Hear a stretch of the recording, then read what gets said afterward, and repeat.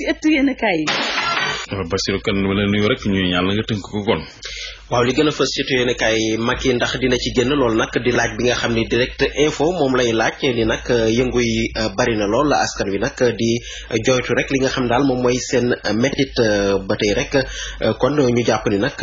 nguur yu bari li leen daaneel moom mooy PDS loolu nag daw coow moom moo ko wax waaye nag biétis direct info bi di leeral ni PDS boobu du parti Maître Wade bi waaye muy parti de la demande sociale ngir dékku nag loolu yëpp Macky Sall nag dafa fas yéene indi li ñuy wax gos muy grande offensive sociale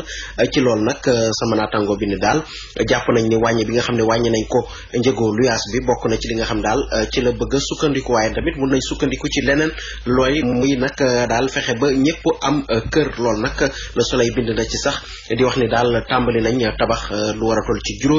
dinañ tàmbali tabax lu war a toll ci juróomi junney logements sociaux ni ci weeru février bi ñi nga xam ne nag dañ doon laam-laamee nag ndax dañuy dàq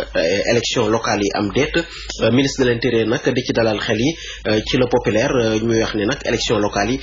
ñaar fukki fan ak juróom-ñeent ci weeru juin lañ ko jàpp te ci lay am incha allah loolu nag terewul yéenekaay bi di wax ni ba tey am na ay pexe yoo xam ni ñi ngi koy def ngir ba nag toxal élection yooyu rawatina ñi nga xam ne ñoom ñoo nekk ci nguur gi ndax dañoo bëgg rek fexe ba élection yi ñu yóbbu ko ba atum 2015 président Macky Sall ndax dina nangu lu ni mel nag ak pression bi nga xam ne daal ñenn ci ñi mu àndal ñi ngi ko teg loolu la sama naatango bi laaj fi nga xam ne nag jàpp nañ ni moom daal wañ nañ ci loxoom l'observateur moom moo ñu ci wax nag di wax ni moom moo jëm rek ci cumul de fonction maanaam daal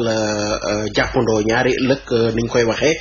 den ministre wala doon député boole ko ak beneen ndombo tànk lu ci mel ni maire ak lu ni mel ginnaaw nag bi nga xam ne daal moom am na pression boo xam ne teg nañ ko ci kawam ba sax lu niroog chantage yéenekaay bi di wax ni nag daal ñi nga xam ne ñoom ñoo nekk ci partem bi Macky Sall tax nañ rek ba Macky Sall daal di daal nangul leen li nga xam ne daal moom lañ bëggoon ci coppite boobu nga xam ne daal moom la namoon bëggoon daal mu doon loo xam ne dinañ ko fi indi muy dindi fi cumul des mandats kon mel na ni loolu dootul amati mu des nag li ñuy laaj mooy ndax président de la république dina leen nangul tamit leneen loo xam ni ñoom ba tey ñi ngi ci